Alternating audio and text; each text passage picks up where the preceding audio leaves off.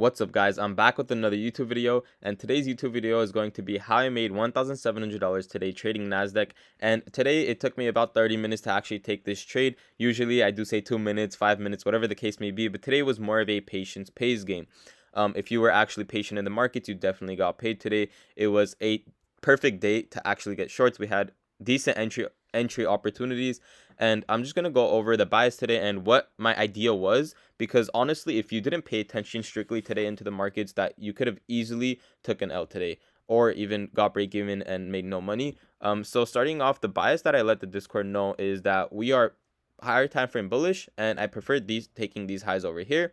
So obviously we're right here, we just invalidated this 1 hour fair value gap, and we're strictly bullish. If we do proceed lower, we have this target over here, and I believe it was a 4-hour gap for the second target. Let me check. Let's go to the hourly.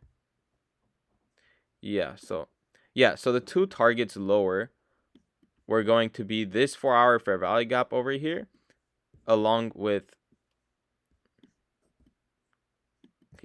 so it was a 4-hour fair value gap and a 1 hour low as the two targets today. And we were extremely bullish, so I really wanted to come and take these highs over here. But as you see, market opened at these blue lines for ES and Nasdaq, and the second we opened, we did jump up a little bit and then consolidate a little bit for a while. Honestly, I pretty much thought that the day was done and we're probably going to move nowhere, because for about 11 minutes of market open was just straight pure chop. But finally from there, we proceeded to actually get some momentum downwards. And after we got some momentum downwards from here, I'm like, okay, perfect. Like, we can probably get entries to the lows. So now we're switched bearish. Obviously, after all this moves, we're not just going to take liquidity and go higher. We have higher time frame liquidity that we need to take, and a 4-hour fair value gap that we need to tap into in order to move higher. So from here, we had two 5-minute fair value gaps that were created. So we had one over here and one over here. Usually the deepest one is going to be the deepest retrace, and the most recent one is going to be what's going to hold the structure point. So the second one was about over here. I wanted it to hold this one if we are confirmed bearish. So from here, I marked out that 5-minute fair value gap. Now, if you did not wait for that 5-minute fair value gap, you definitely would have got break even or even stopped out. You always need to make sure that the 5-minute or 15-minute doesn't have a gap that the price is going to retrace to before you take your entry. So I thought when we're going to keep dumping down, I'm like, okay, we're probably going to just keep dumping down and take out these lows over here. Let me move this so it doesn't confuse you guys. I thought that we're just going to take out these lows completely with getting no entry point. And when I saw this 5-minute fair value gap, I marked it out. And once we started proceeding higher, this was perfect. I'm like, okay, this is perfect. We're going to retrace into 5-minute. If we hold the 5-minute confluence, then we're strictly bearish, and all we need to do is just enter the trade and we should be fine. However, there was one big issue here. The reason why I didn't want to consider this an A+ entry is because on ES, obviously ES and Nasdaq are correlated pairs. They should be correlated 99% of the time. So this is the same draw. So as we see, this low right here is the same low on ES. Obviously, it's just different numbers because it's a different pair, but it's the same draw.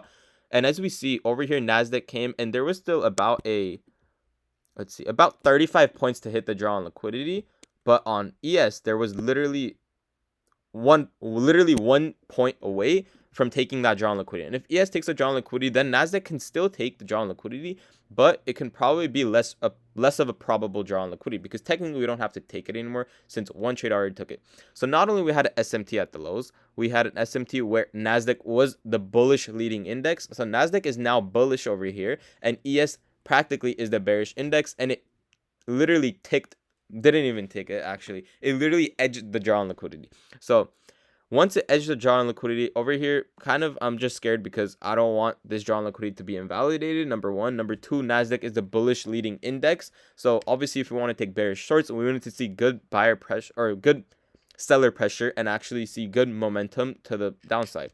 So this is the one thing that people need to definitely make sure of. Always make sure you're looking at the leading index.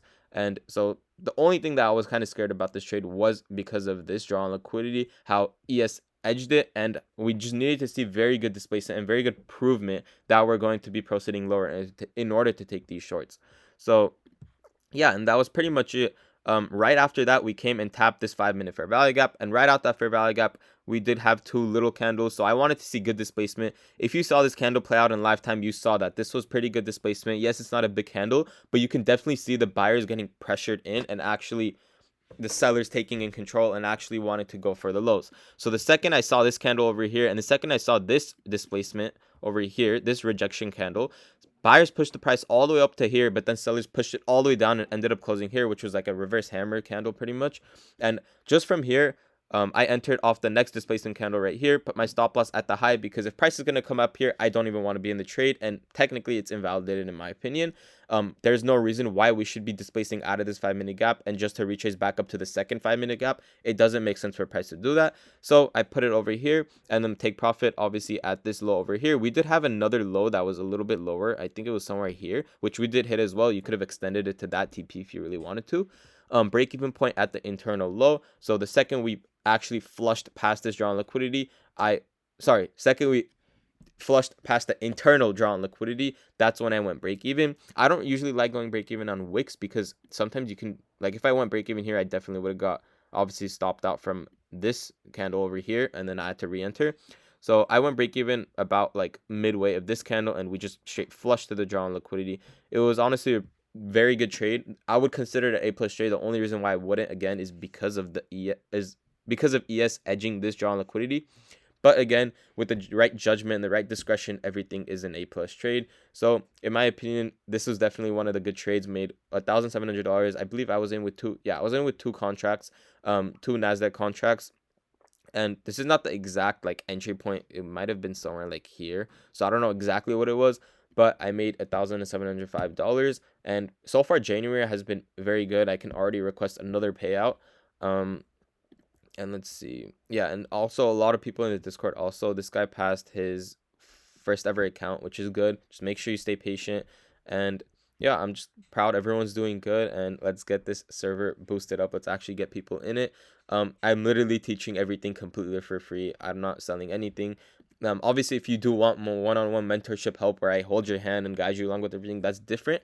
But my model, I give it out for free. I don't mind. It's a stupid simple strategy and everyone can do it. And as you can see, like, the wins are, what the heck, the wins are pretty like simple trades. Like, look at this one, look at this one. They're like little trades that like pretty much anyone could do.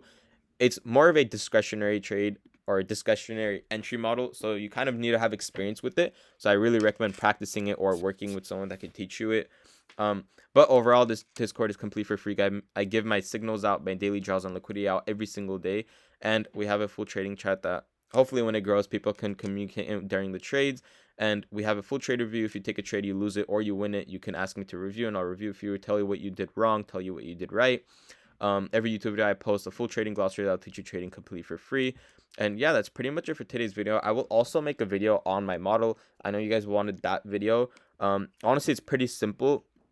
I can go over it in a new video just so this one's not too packed with a bunch of information. But yeah, overall, today was a pretty good day, and I'm hoping you guys all made money, and I'll see you guys in the next video.